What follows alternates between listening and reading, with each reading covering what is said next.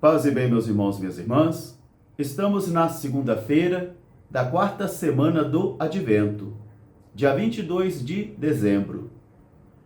Hoje o nosso evangelho é retirado do livro de Lucas, capítulo 1, versículos de 46 a 56. Naquele tempo disse Maria: A minha alma engrandece o Senhor, e exulta meu espírito em Deus, meu Salvador, porque ele olhou para a humildade de sua serva. Doravante as gerações me chamarão bem-aventurada, porque o Senhor fez em mim grandes coisas, e santo é seu nome.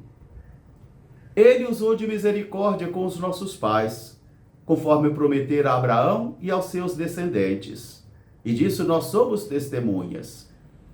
Ele derrubou os poderosos de seus tronos, elevou os humildes e saciou de bens os famintos. Ele cobre de proteção a todos aqueles que confiam no seu nome. E glorioso é o seu nome, porque o Senhor fez em mim grandes coisas, e o seu nome é santo. E sua misericórdia vai permanecer de geração em geração. Maria ficou 3 meses com Isabel e depois regressou para sua casa. Palavra da salvação. Meus irmãos, minhas irmãs, estamos nos aproximando cada vez mais para celebrarmos o Natal do Senhor, a natividade de nosso Senhor Jesus Cristo. Uma solenidade para os cristãos hoje tão esvaziada do seu sentido, porque ela foi engolida, ela foi tragada por uma ideologia de mercado, por uma cultura de comércio.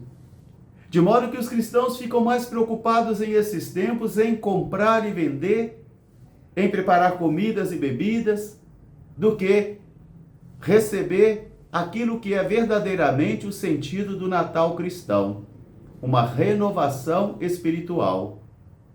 E essa solenidade para nós cristãos é tão importante, como também a Páscoa é importante, que elas são precedidas por um tempo de preparação espiritual.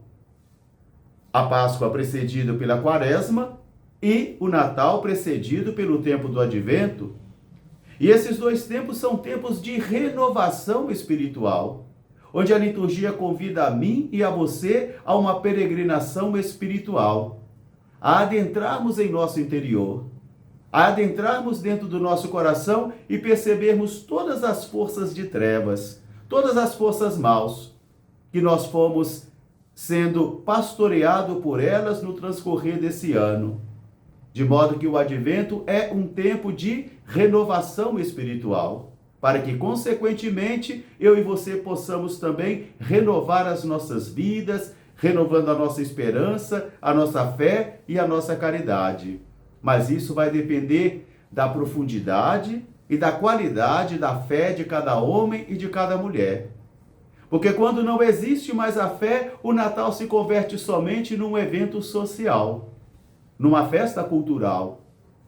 A primeira leitura de hoje, do livro do profeta Samuel, nós vamos encontrar Ana tomando o seu filho e indo até Eli, o sacerdote, no templo, para oferecer o único filho que ela tinha. Esse menino nasceu de uma mulher estéril, de uma mulher que não podia engravidar, e o Senhor havia prometido a ela que ela seria mãe de um filho. Por isso, ao nascer um menino chamado Samuel, Ana vai até o templo para oferecê-lo ao Senhor, para que ele seja consagrado ao Senhor todos os dias da sua vida. O único filho que ela tinha. Mas ela foi capaz de oferecer esse menino ao profeta Eli, para que Eli preparasse o coração e a alma do menino, para que ele servisse ao Senhor. Aqui nós estamos falando de Samuel. Ana com a sua fé. Ana que recebe também uma revelação do alto, porque o Senhor entra na vida de Ana. E essa Ana, então, agora agradecida ao Senhor, ela vai ofertar a única coisa importante que ela tem, que é o seu filho Samuel, para que ele servisse ao Senhor todos os dias da sua vida e pertencesse também ao Senhor. Agora nós encontramos Maria, que entra na casa de sua prima Isabel, a anciã estéril, e que também foi agraciada, que também recebeu do Senhor uma intervenção divina, de modo que ela fora capaz de gerar uma vida. Aquela que dizia: aquela que é a humilhada dentre todos por ser estéril, o Senhor me agraciou, me concedendo um filho, que é João Batista. Maria, então, agora está na casa de Isabel. É o encontro do Antigo Testamento personificado em Isabel e o Novo Testamento personificado em Jesus, onde duas crianças foram geradas por obra do Espírito. Em Maria, com a força total e plena do Espírito Santo. Em Isabel, também com força do Espírito Santo, mas com outra proporção, de outro modo. De tal modo que agora, Maria, a cheia do Espírito, Maria, a arca da aliança, Maria, o templo do Espírito Santo, é ela que vai devolver a Deus toda a sua glória. É ela que vai reconhecer a grandeza de Deus. E como Ana, ela também vai cantar um cântico novo. Elevar ao Senhor um cântico novo. Cantar os louvores do Senhor. Adorar o nome do Senhor. Engrandecer o nome do Senhor. Porque aqui está a finalidade de todo aquele e aquela que é servo do Senhor. O servo não é maior do que o seu Senhor. O servo não é mais importante que o seu Senhor. E eu creio que nesse ambiente e neste mundo de vaidades e de vanglória que nós vivemos, é necessário redescobrir isto. O servo não é mais importante que o seu Senhor. O servo não é mais grandioso do que o seu Senhor. E o servo deve devolver ao Senhor todo o aplauso. Caso contrário, nós nos tornaremos mitos midiáticos incapazes de evangelizar. Porque congregar gente em grandes multidões, isso não significa evangelizar. Isso não significa evangelizar. Por isso agora nós encontramos uma Maria cheia do Espírito, Maria, a arca da aliança, que vai elevar um cântico aos céus. A minha alma engrandece o Senhor, e meu espírito exulta em Deus, meu Salvador, porque ele olhou para a humildade de sua serva. Ele olhou para a humildade de Isabel, agora ele olha para a humildade de Maria, porque ao Senhor, ele prefere os humildes. São os humildes que veem a Deus, de acordo com o espírito das bem-aventuranças. Bem-aventurados os humildes, porque eles verão a Deus. Eles contemplarão a Deus. Os orgulhosos não. Os arrogantes não. Os mestres em Israel, estes não. Mas os humildes de coração, estes sim. Estes veem a Deus.